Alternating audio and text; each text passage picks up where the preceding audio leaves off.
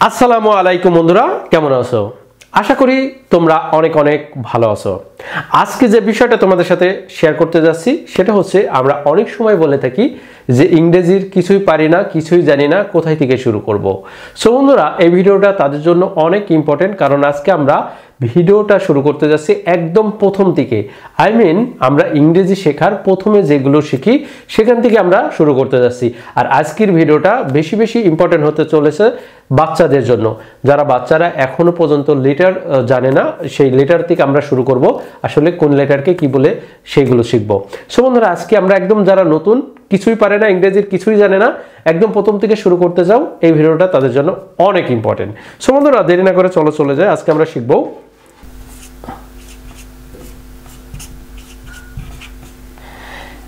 Letter. এর অর্থ হচ্ছে, আমরা বলতে পারি এইগুলোকে অ্যালফাবেটসও বলতে পারি, অ্যালফাবেটস বলতে পারি। যদি সবগুলো একত্রে থাকে সেগুলোকে আমরা অ্যালফাবেটস বলি, আর এক একটা করে থাকলে লেটার বলি। তোমরা যেটা বলতে পারো। আজকে আমরা শিখব লেটার অথবা অ্যালফাবেটস।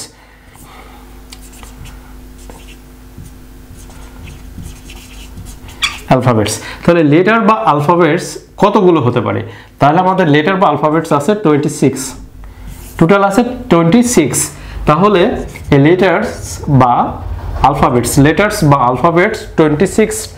তার মানে কি, এক একটা করে যখন বোঝাবে সেগুলো কিন্তু লেটার হবে, আর যখনই সবগুলো একত্রে থাকবে সেগুলো কিন্তু কি হবে? অ্যালফাবেটস, বর্ণমালা হয়ে যাবে। তাহলে বর্ণমালা, অ্যালফাবেটস এর অর্থ হচ্ছে বর্ণমালা। তাহলে লেটার্স এর অর্থ হচ্ছে অক্ষর, অক্ষর, আর এটার অর্থ হচ্ছে বর্ণমালা।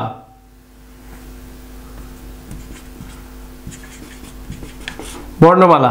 তাহলে বন্ধুরা, এখন আমরা শিখব লেটার বা অ্যালফাবেটস, অক্ষর অথবা বর্ণমালা। আর এই অক্ষর বা বর্ণমালা কতগুলো আছে? 26 লেটার্স বা বর্ণমালা আছে। এখন আসো এগুলোকে আমরা কিভাবে শিখতে পারি। তাহলে প্রথমে আমরা লিখতে পারি A, B, C, D। তাহলে E, F, G, H, I, J, K, L, M, N, O, P, Q, R, S, T, U, V, W, X, Y, Z। তাহলে এখানে দেখো, আমরা যে লেটারগুলো লিখছি 26 লেটার। তার মানে কি, এখানে দেখো 1, 2, 3, 4, 5, 6, 7, 8, 9, 10, 11, 12, 13, 14, 15, 16, 17, 18, 19, 20, 21, 22, 23, 24, 25, 26। তোমাদের লেটার্স আছে টোটাল কতগুলো? 26টি। তার মানে এইগুলো সবগুলোকে আমরা কি বলবো? এইগুলো সবগুলো যখন থাকবে এগুলোকে আমরা কি বলবো? অ্যালফাবেটস, বর্ণমালা বলবো। এগুলোকে আমরা সবগুলো একত্রে যখন বলা হবে সেগুলোকে অ্যালফাবেটস অথবা বর্ণমালা বলবো। আর যদি এক একটিকে বোঝাই সেগুলোকে আমরা কি বলতে পারি? লেটার। এক একটিকে বললে আমরা কি বলবো? লেটার বা অক্ষর বা বর্ণ।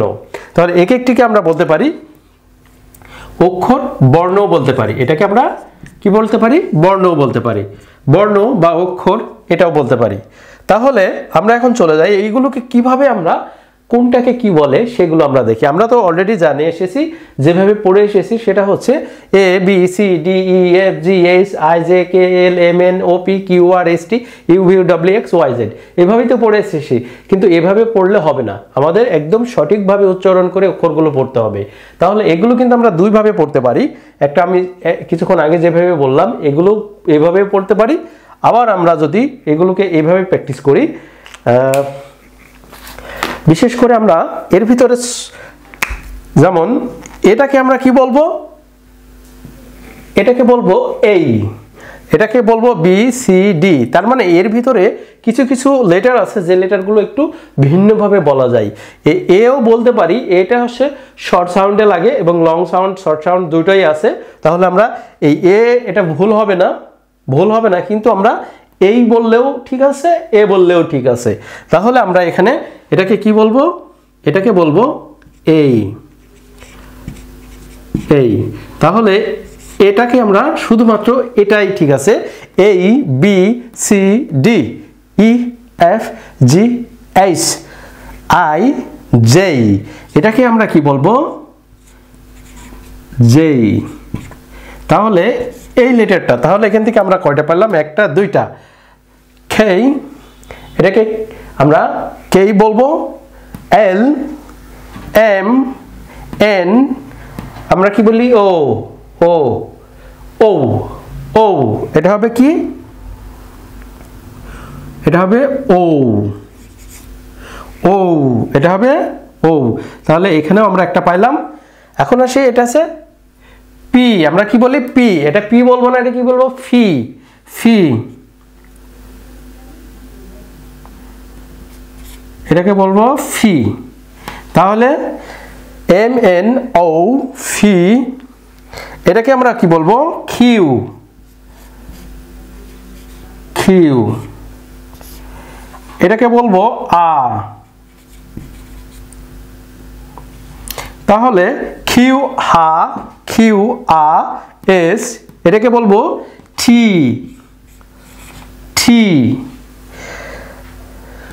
ইউ ভি ডাবল ইউ, এটাকে কি বলবো?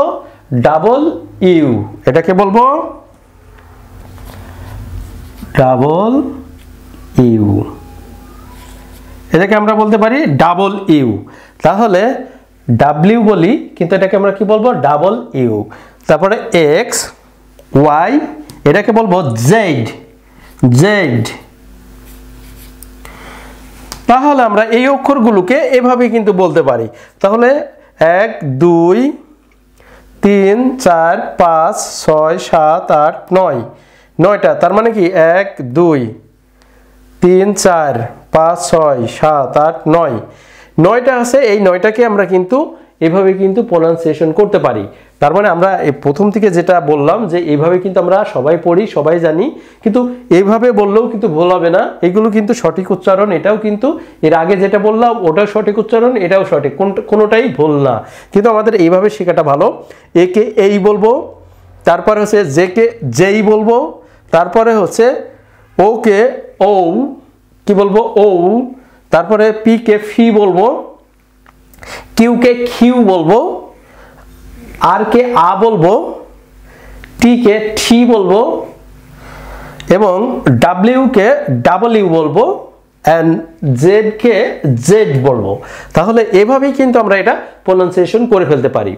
এখন আসো, এটা তো শিখলাম, এবিসিডি শিখে গেছি। এখন এবিসিডি কয় ধরনের হয়ে থাকে? এই এবিসিডি সাধারণত দুই ধরনের হয়ে থাকে। এবিসিডি কয় ধরনের? মানে এর আকার আকৃতি অনুসারে কিন্তু আমরা বলতে পারি কি, আকার আকৃতির অনুসারে কয় ধরনের? আকার আকৃতির অনুসারে দুই ধরনের। একটা হচ্ছে বড় হাতের ক্যাপিটাল লেটার, আমরা বলতে পারি বড় হাতের অক্ষর capital letter. Capital letter, capital letters. তাহলে এইগুলো হচ্ছে ক্যাপিটাল লেটার্স। আর আমরা বলি, এখানে যদি বলি স্মল লেটার্স, স্মল লেটার। তাহলে স্মল লেটার কোনটা, ক্যাপিটাল লেটার কোনটা? ক্যাপিটাল লেটার হচ্ছে এইগুলো যেগুলো অলরেডি পড়লাম, আর স্মল লেটার মানে এটা হবে ছোট হাতের, ছোট হাতের অক্ষর। এটা হবে ছোট হাতের অক্ষর, আর এটা হবে বড় হাতের অক্ষর, বড় হাতের অক্ষর। তাহলে ছোট হাতের অক্ষর কোনগুলো আর বড় হাতের অক্ষর কোনগুলো সেগুলো তো অবশ্যই তোমরা জানো, যে অলরেডি এখানে বড় হাতের গুলো লিখে রেখেছি। এর ভিতরেই যদি আমরা ছোট হাতের গুলো লিখি সেগুলো হবে, দেখো, A B C D E F G H.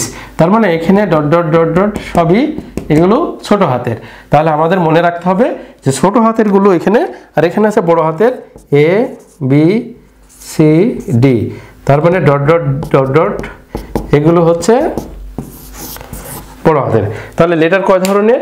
Letter হচ্ছে দুই ধরনের, একটা হচ্ছে ক্যাপিটাল লেটার আর একটা হচ্ছে স্মল লেটার। মানে আকার আকৃতি অনুসারে, আকার আকৃতি অনুসারে লেটার কয় ধরনের? দুই ধরনের, একটা হচ্ছে স্মল লেটার আর একটা হচ্ছে capital letter. Small letter and capital letter. Small letter মানে কি? স্মল মানে ছোট আর লেটার মানে অক্ষর, ছোট হাতের অক্ষর। আর এখানে বলছে ক্যাপিটাল, ক্যাপিটাল মানে বড় আর লেটার মানে অক্ষর।